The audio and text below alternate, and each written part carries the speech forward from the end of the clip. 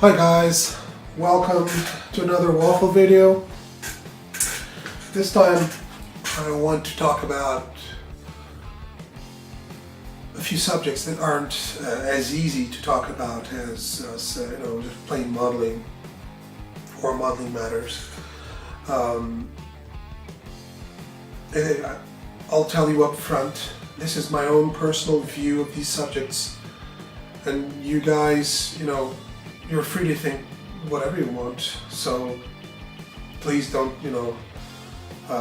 take this personally or anything. It's my own personal view, so I don't mind people disagreeing with me, but I even think that also is good for debate, so I would very much like to hear what you think about these matters, but it's not something I see mentioned often, and I think it's more of a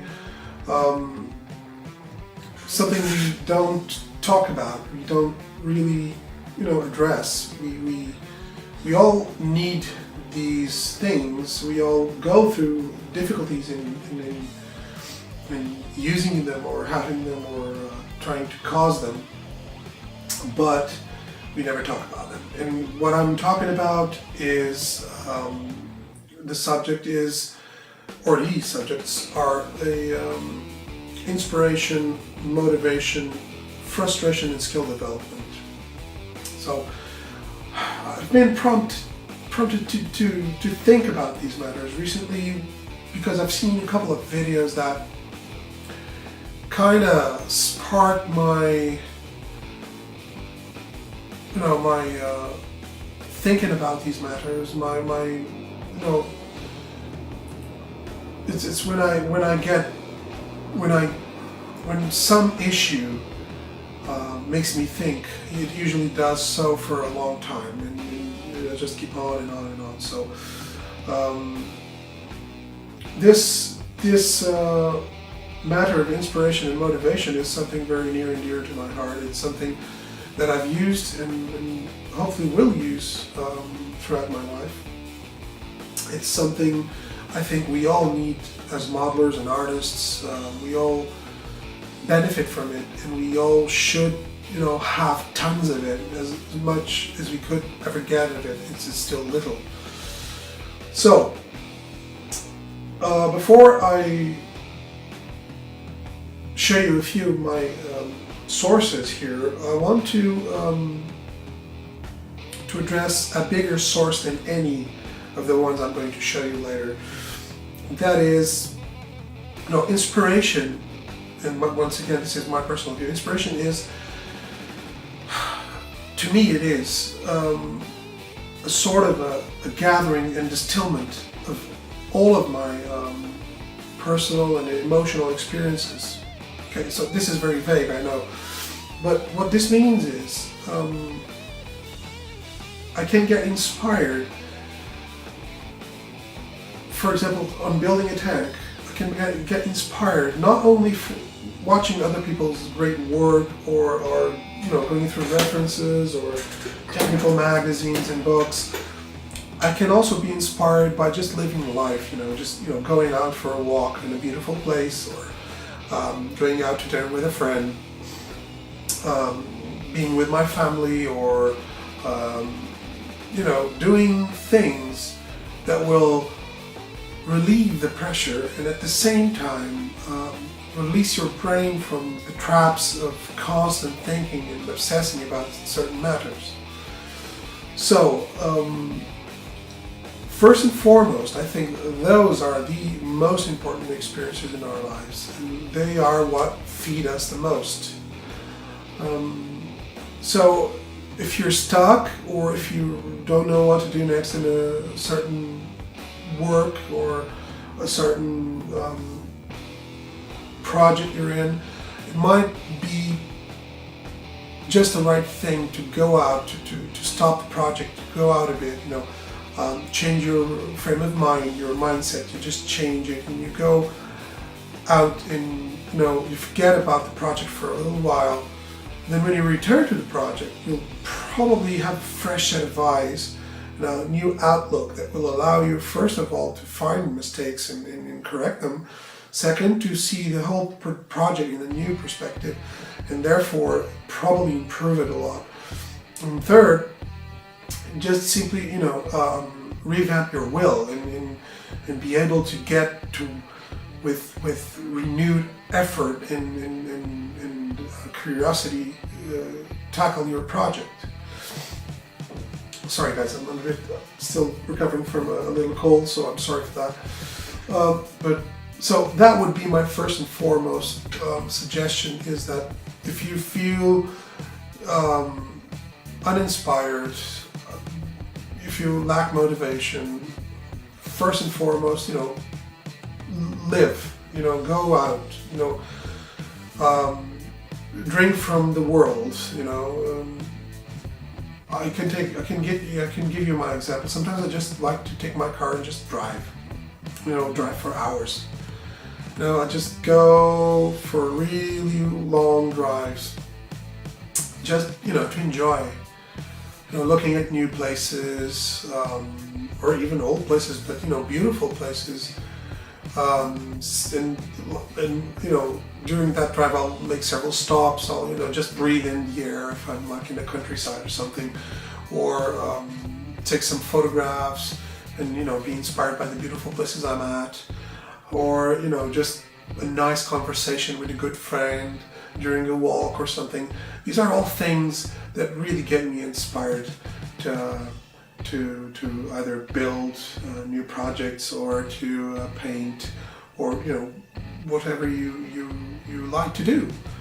So that would be my first source, and the one I think is the most important. So as for secondary sources, I would like to talk about a few of them I have here. Let's start by the ones that are typically the ones we use in our hobby. References. We can get a lot of inspiration from references. Either it's just from photographs that spark our intention to do a very specific scene, or just plain regular reference books, and it's from technical learning books, such as this one for like figure painting and stuff, or this one is more specific to a specific kit, but it's where you have plenty of references and the kit is shown being built in several different ways. Or maybe it could be watch some DVDs and or videos on YouTube and get inspired by the work you witness, or read about in the magazines about different things, about builds, reviews, different articles, different materials that are coming on the market. Once again, references also. Whatever you like to use in your modeling, it is a very important source of inspiration and motivation. At least for me, it's these more of a directed towards our hobby publications and references. These are really nice.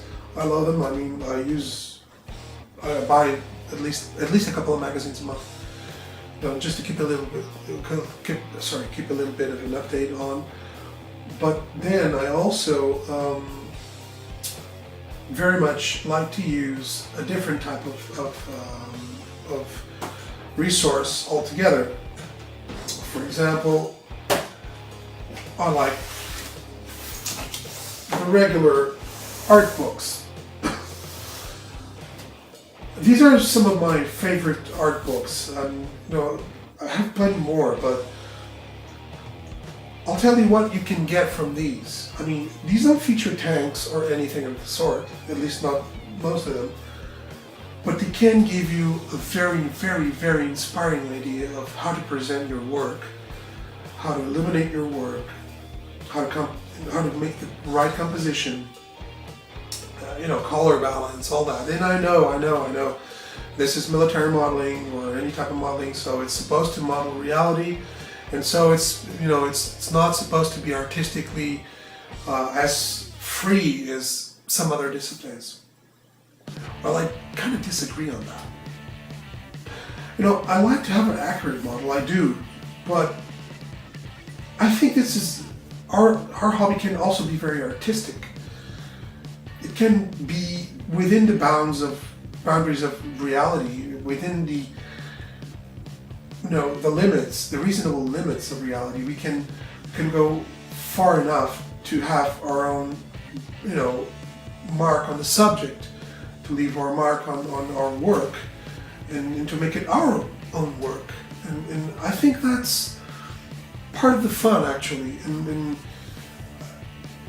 I love to watch, great, really highly skilled technical artists and modelers at work.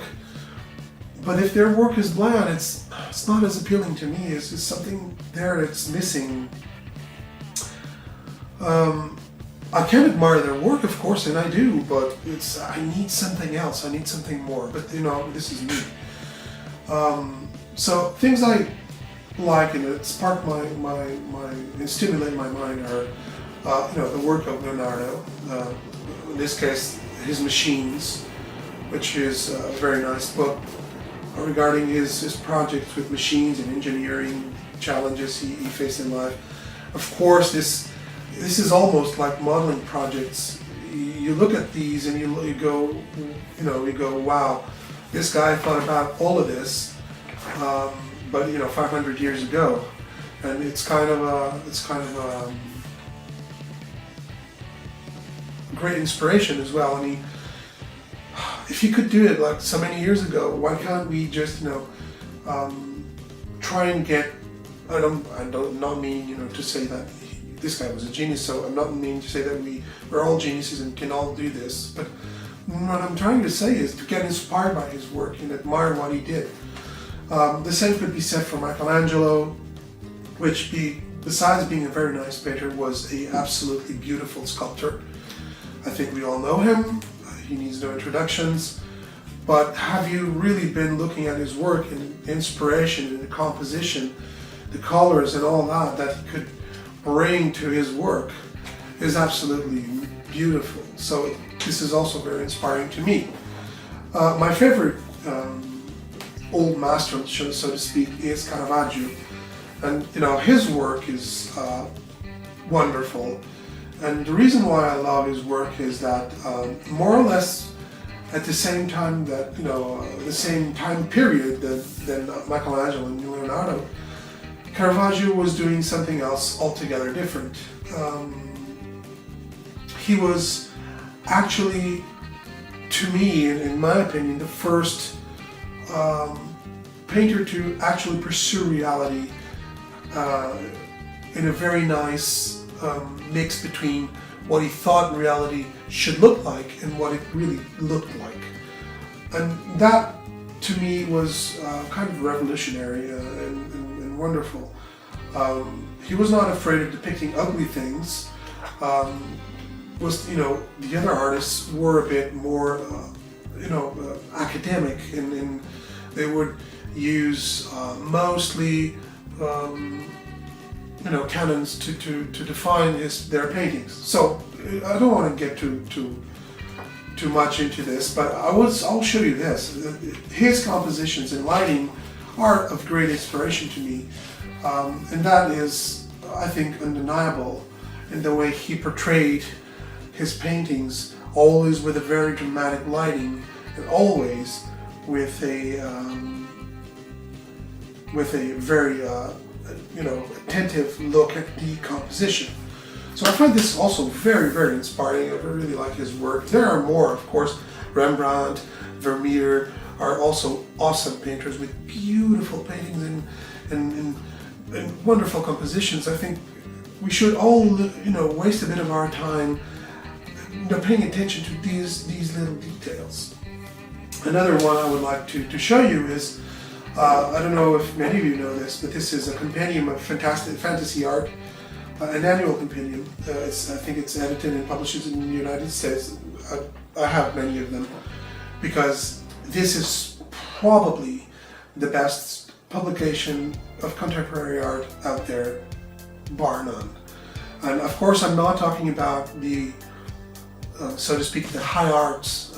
So, like, you know, I'm talking about illustration and fantasy art, you know, sci-fi, and, you know, that type of art that is more akin to me. I do like the high arts, but nowadays so much of that high art is simple or is not stimulating enough to me. So I really am a fan of fantasy art, and I think this publication is just amazing because it mixes hundreds of artists and styles and types of artwork, from sculpture to oil painting to photography, you know, montage, and all of this with great quality and beautiful, you know, beautiful, I'm sorry, you know, publication. What I'm trying to say is this book itself is a work of art, and within it you can find hundreds of awesome works of art from different styles, from different authors, and you know, this is inspiration just right then and there. I mean, this is a direct shot to your brain. You go through one of these books and you see so much stuff, that the level of information and the quality of the work is so high that I think it's barely impossible to stay, you know, to not be moved by it, to not be challenged by it. And personally, I think it's one of the best publications out there right now. So I would advise you to go through this one. Another one I want to talk about is, well, we all read our history books. We all know a lot of certain, you know, parts of history. I know, like, you know, Shane and Hamilcar Barcus, Michael, you know, Cohen, Andy also knows a ton. We all know our history. We all know different parts of history. We all have plenty of knowledge in that regard. But we do that mostly from reading books. But what I want to show you is something that might be inspiring in another way, which is this encyclopedia here. It's a very, I want to tell you first and for this is a very basic encyclopedia. It's not going to reveal any secrets to you. It's very simple. It covers the whole of the Second World War history from start to finish. So this cannot be a very detailed book. But what it does have, and I think is very, very valuable and very, very nice, is it comes with these, first of all, it comes with beautiful illustrations. I mean, beautiful. They are, and it's photographs, it's badges, it's medals, and it's maps, and it's kind of an interactive thing. You know, you have plenty of pouches with what are I think facsimiles of for example, banknotes. This is a 1 million mark banknote between the wars, after the First World War, when the inflation was really rampant in Germany. I can give you another example. We have pamphlets. We have also, well, for example, I'm holding here a copy of Hitler's order to invade Poland. And guys, this is down to the weight of the paper. This is almost like the real thing. I mean, some of the print, they even copied the staining of the inks from one side of the sheet to the other. You know, it just gives it that authenticity that I think it's not, of course it's not the real thing, but it's almost as holding a piece of history with your hands. And to me, these books are very inspiring that, you know, I can read copies of letters in their own handwriting. I can read diaries from copies of the said diary. And you know, let's see, for example, we have an identity card from Great Britain here, you know, a very old one. This is a copy, but it you know, it's the paper, it's the printing, it's just awesome. And you know, the books are filled with these beautiful, you know, these documents, these copies, you know, that are absolutely wonderful. And you know, they just allow you to, you know, hold and read firsthand bits of history. And of course, what's written in pages has pretty much to deal with what's in the pouches and in the inlays. And you can actually read the book and take what you have in these pouches in I'm sorry, and actually, you know, get a feel for the context of the history. And to me, this is very valuable. I know the book itself does not count as a serious history book, though it's by Richard Hovey, which is a very, very nice historian. I really like his work. You know, maps here. Got some maps here. This map is from the invasion of France, I think. And as you can see, it's just, you know, it's just beautiful. I think it's. I can give you as an example. The other side of the map is also printed. And if you take care to put this to a light, you'll see that the staining goes from one side to the other, and it exactly matches both sides. So this is the type of thing I'm talking about. And although these books are really cheap, they are beautiful books. And you know, they kind of give me, I don't have the chance to have you know, bits of history, such as, you know, Alex, you know, Prop 72, he's got, you know, actual bits of history, or Hamilcar, he also has, you know, pieces of history. And pretty much anyone that lives in Eastern Europe can basically go out to a field where some battle occurred and dig up a bit of history right then and there. But by the way, I wouldn't advise that, because probably there will be lots of live ammunition lying around. But anyway, I think it's just very inspiring, and as inspiring material, I've opened these books hundreds of times. They're really, really, really inspiring, and they were one of the best gifts ever given to me, actually. And they have inspired me to build and to enjoy this hobby a bit more. And you know, of course, there are other sources of inspiration, such as forums, such as ISM, or you know, just go on YouTube and watch some builders, such as Guido or Cohen or Hamilcar, or I don't know. There are so many. Dr. Cranky. There are so many good builders online that it's amazing. It's actually pretty hard to keep up. So this is what I'm trying to say. I hope I haven't, you know, confused you a lot or anything. And this is the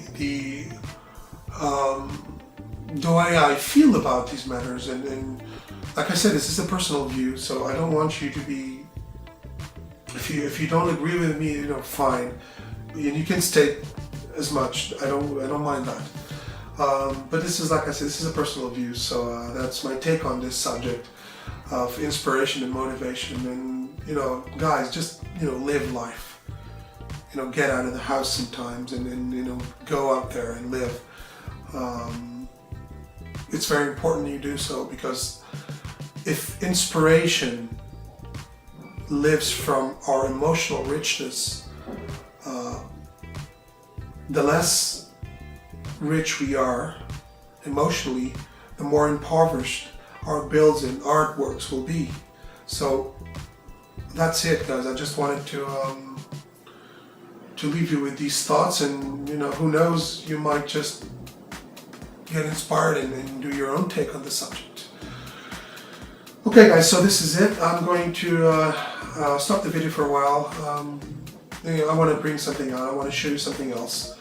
I intend to talk about is frustration and skill development next. Okay, so see you in a while, guys. So here it is, guys. I want to talk about frustration and skill development, and what I'm showing you here is basically my stepping stones to where I'm at today in my skills as a modeler. And these boxes are basically my shelf of doom or shelf of shame, like Guido said. And what these are unfinished projects, and some of them I'll probably never finish because I don't know, either just have quit on them, lost my mojo, or I just don't think I have the skills to tackle them. There are a bunch of reasons, but then, nonetheless, they are pretty much unfinished, and they are sitting in my shelf of doom, so to speak. So, what these represent to me is frustration. The reason why I never finished them is because I got frustrated to a point that I got so disappointed that I, never really wanted to touch them again. I really don't think some of them I want to finish. For example, I want to take this Rommel figure to my to the ISM Shelf of Doom group build. I will probably finish this KFZ15 Horse. And probably will try to finish the Sopwith Camel as well. And the Mustang also. The R75, this Aufschwung Panzer, I think it's the name, from Italy, I'll probably never finish. The same goes for the Martlet. It's a terrible, terrible kit. Very old, raised detail all over the place, and I'm not the guy to rescribe a kit. Not yet. I just don't feel like doing so. And for me, I just don't think it's enticing enough of a build for me to go and rescribe the whole kit and then rivet it and then build it and spend months doing that just to say that I've done it. For now, that's not what moves me.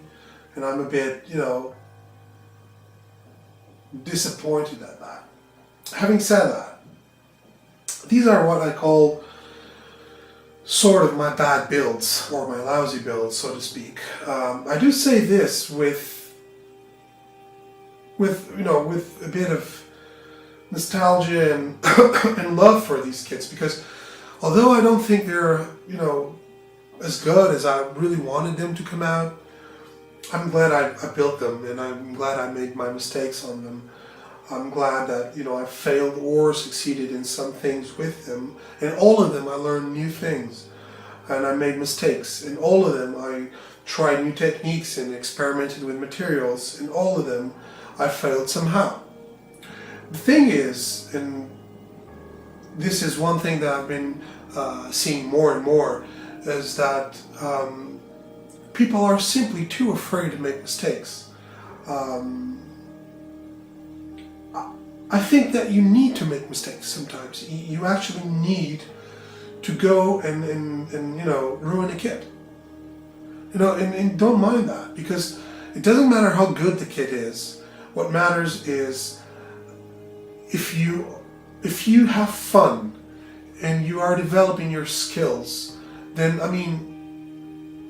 please make a mistake. Don't worry about it. Just put the kit together. Do as good as a job as you can possibly do. And if you're not pro, that doesn't matter. It never stopped me from building.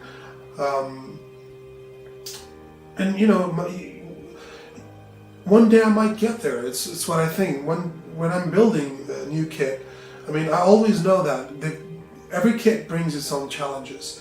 And I also know that if I'm afraid of making mistakes, I will never go through that rough patch that some builds just bring and that they need you to persevere, and you need to really fight that block or fight that unwillingness to go through the challenges.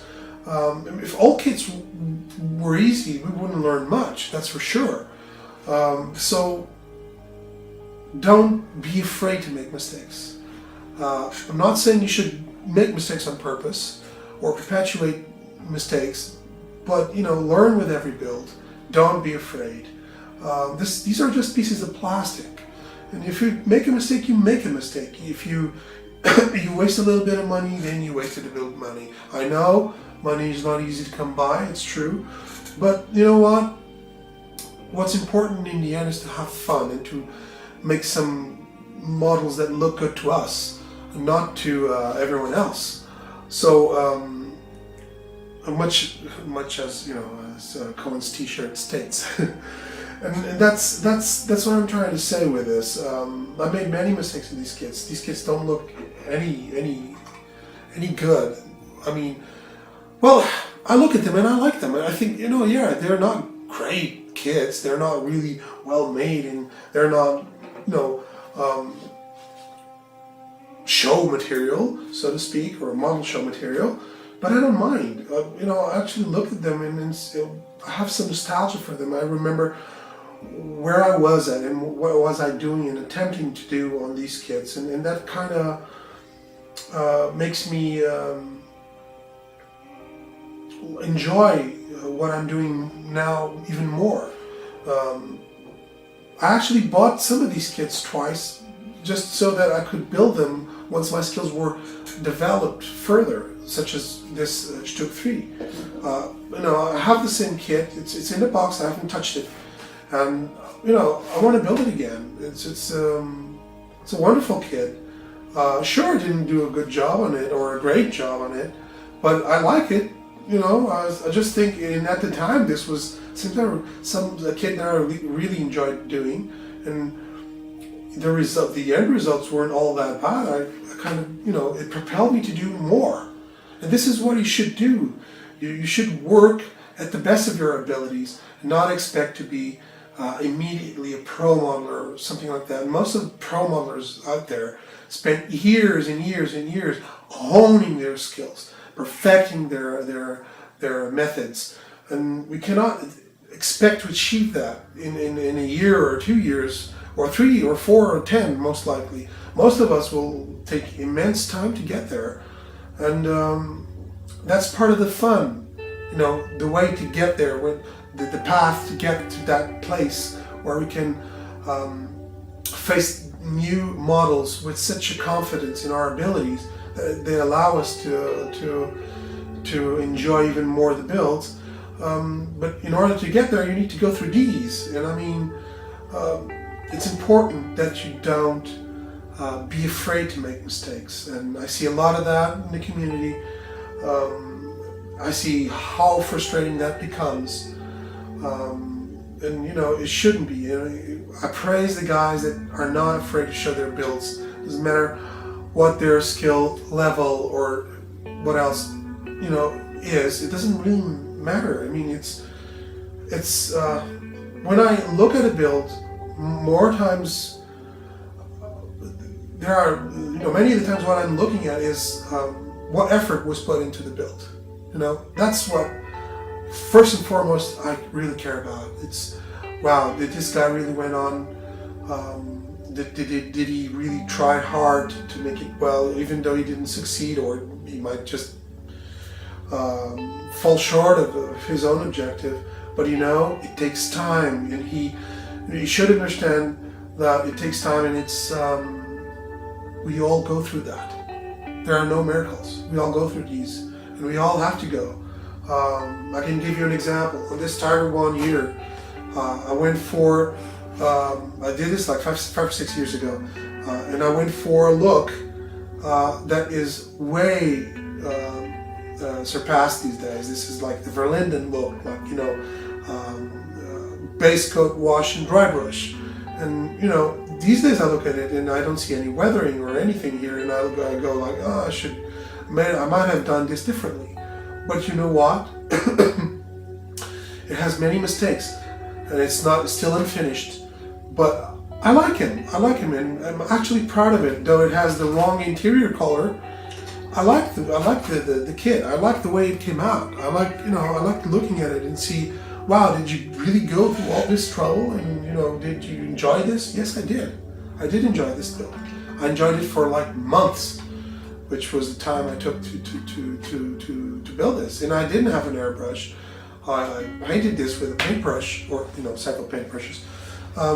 It took a ton of paint to do it, and I had fun. I really had fun. I think the most important thing is to have fun. And if you're always worrying about the model, I can't mess this up, then you're running away from having fun, from being able to be free in your builds, to be creative. If I'm always thinking about a sheet of paper I'm going to waste, I will never perfect my drawing enough to be a good designer or a good illustrator. So I learned very soon in my life that you need to waste many sheets of paper in order to get that one that will hold the best drawing you can get from your abilities. And this is my message to you guys. If you're afraid to make mistakes, you won't be able to develop your skills. If you're tired of your models, put them in the shelf. Put them in the shelf. Just leave them there. Just last year I finished a couple of projects that were in the shelf for so long. They were like a year in the shelf. And one of them didn't go all that good. But another one, I think, just came out fairly well, which was a Martyr 2, a dragon kit. And I was really afraid of the kit. Only when I, because it was daunting. It was my first, kit with about, 800 parts or so. And it was really fiddly and really detailed. And I was really, really afraid of it. And, only when I finally got to the conclusion that, screw the kit. If I ruin it, I'll buy another one day. I don't care. I want to build this. I will build this, whatever it takes. And if I'm not there, if I can't do it, if I can't do it good enough, well, I can't. Well, I don't care. I'll just do it. And that propelled me to finish it. And actually, I'm very happy with the result. So, and it's not that it doesn't hold mistakes, it does. But I'm happy with it. And it makes me happy that I made it. This is my message to you guys. If you're frustrated, just set it aside. You complete it later. Go out of the house, search for inspiration. But don't be afraid of making mistakes. Don't be afraid of ruining your model. If you must, you get a model or test model. I have one just right here. I can show you. This is where I do my tests. Because I couldn't finish this one on my own, and I don't care about it anymore. What I do is I paint a base coat on it, and I test things on it. I tested streaks here. I actually used it to test some washes and to show a few things. I just wanted to have a test bed, and this is it. This is what I use. So guys, this is my message to you. Oops, sorry about that, guys. Whatever. This is my message to you guys. Just don't be so fearful of making mistakes. Try and do your best. But if you fall short, don't worry. In your next build, you do better. I mean, more often than not, this is what happens in real life. You try over and over again until you do get to the level that you like and want to, and that will be my final message to you guys. Okay. So next, I want to do some shout outs. So stay tuned. Okay. See you in a bit. So now I want to address a few shout outs.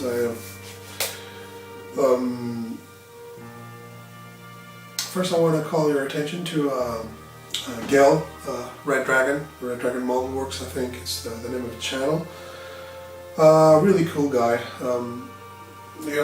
I've seen a few of his videos, but being so recently so overwhelmed with all the channels and all the videos I have to look at. I had been missing a few of them, of his videos, and sorry. I went back and watched a few of his videos, especially from the D-Day group build, and I was really well impressed, and I really like his style of videos. And I mean, he's also one of those builders that is very creative. He goes everywhere, plenty of genres, and also.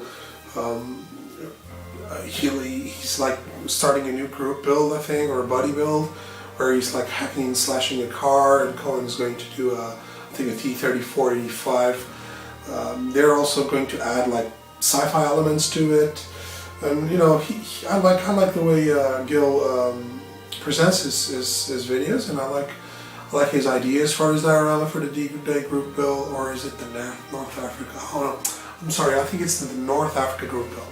But either way, it's a very nice. It's very nice. It's going to be a very nice diorama, and it's shaping up very nicely. So go check out his channel, Red Dragon Model Works. Another one I want to give a shout out to is Fernando Duarte. Freddy. He's got these really short videos where he basically shows amazing work. At least in my opinion, like his cockpits are beautiful. His aircraft is beautiful. I've seen a couple of armor as well. They look really good, really good. But his aircraft, wow! I mean, he knows his stuff, and he was showing a detail or a finished Arado engine the other day with a propeller, and I loved it. I thought it was so beautiful. It looks really good.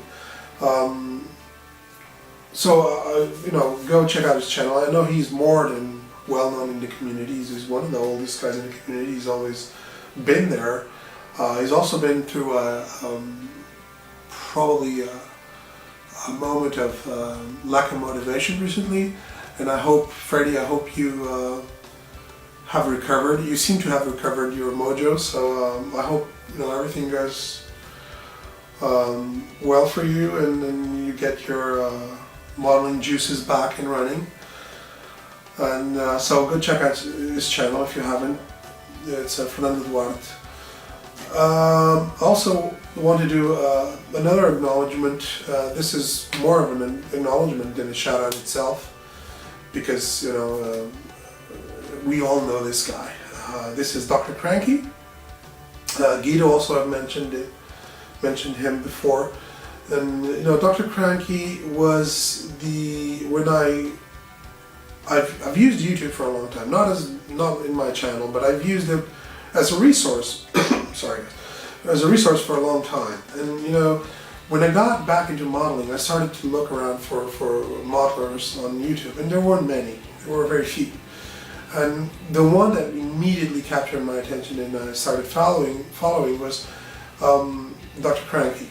And Dr. Cranky's got a very particular style, but his builds are absolutely beautiful. And I advise you to go on his channel and check out his builds. Also check out his clinics, which are also great. You have a lot to learn. He works beautifully with an airbrush, and he also is always making interesting stuff, always making new videos. So Dr. Cranky is just a great reference. And I specifically want to tell you to go and watch a video he made about a week ago, which is called, I think it's called Learning Curve Revisited. I think so. Yeah, it's Learning Curve something. You go there, you watch that video. It's good. It's a good video. It's one of those Dr. Cranky videos I have in my bookmarks. So Dr. Cranky. Another one I want to give a shout out is Panzermeister 36. I want to tell you to go on this channel. Panzermeister seems to be very young, but he's also a prolific builder. Not only builds in quantity, but he also strives for quality, and I like the way he thinks. He's very seems to be very gifted, and or talented, and he likes his history as well. And I like the way he presents his videos as well. I've been following him from day one. I think ever since his first video, and I like his style a lot. And he's just recently started a group build, which I believe is called the Fall of the Reich. And I really wanted to get in this group build because it's such an amazing theme with plenty of possibilities. I don't have a kit for this, not yet. I might just try and get one, but I really want to focus on my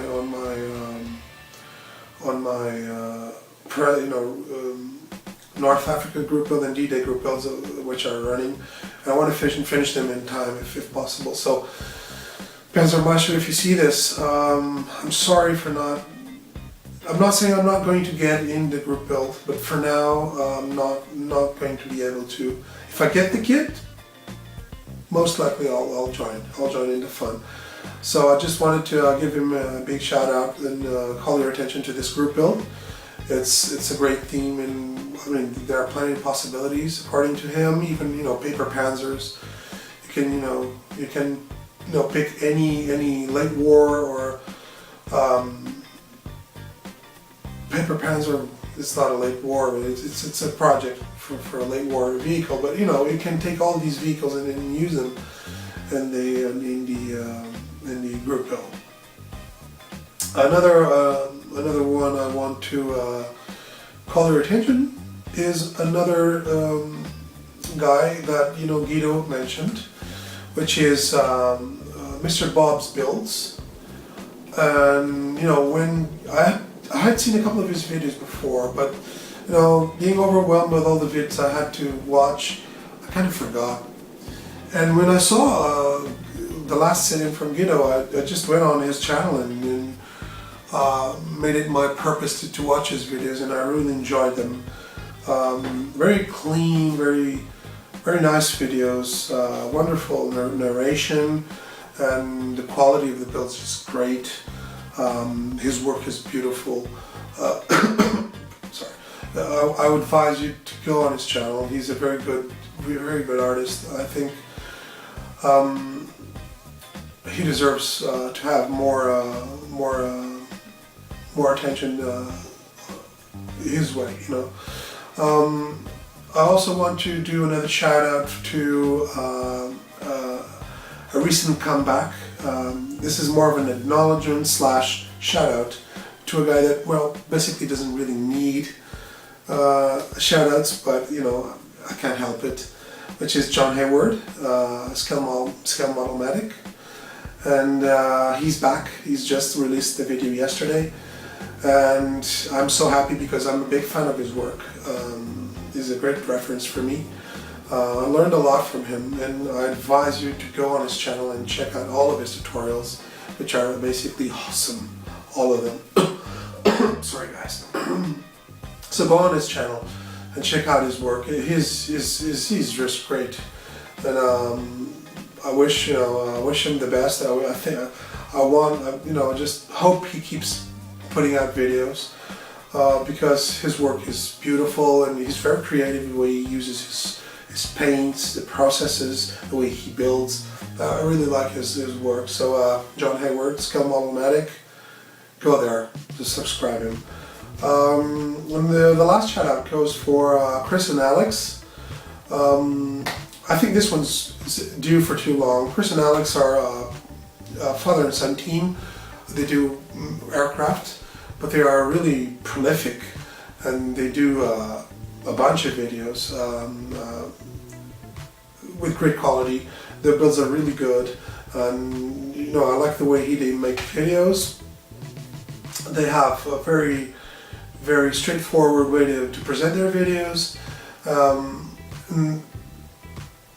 Not only I like that, but you know, they are really nice guys. You know, from day one, ever since my first video, they have been supportive of me and my channel, and I think they do that with everybody. And you know, just yesterday or something, I think Andy was talking to them, and they immediately put out a tutorial trying to shed light on Andy's doubt about a detail of the build. So Chris and Alex Modeling, I think is the channel name. I'm not really sure, but you just put Chris and Alex and you'll find them immediately. Go there and subscribe also to their channel, and they're really nice guys. Okay, guys. So this is the end of this Waffle video. I hope it wasn't too boring for you guys to watch. It's just there were a bit of hard subjects for me because. One thing is to talk about technique and products and all that, but you know, to try and address somewhat of a more ethereal subject, let's so to speak, ethereal.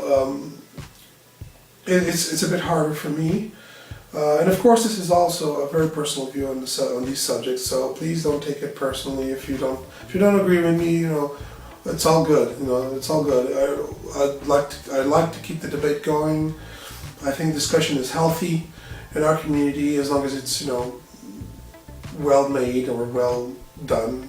It's healthy, and we all have a lot to benefit from them. So I invite you guys to, you know, maybe, you know, do what Guido asked, you know, show yourself with Dune, talk about your frustration in your projects, and the way you get inspired. I can, you know, relate, for example, to Hamilcar Barcus's videos where he goes out and shows beautiful places, such as latest video when he said he was going to France, or his channel update in the Alps, which was a beautiful video. I enjoyed it very much. So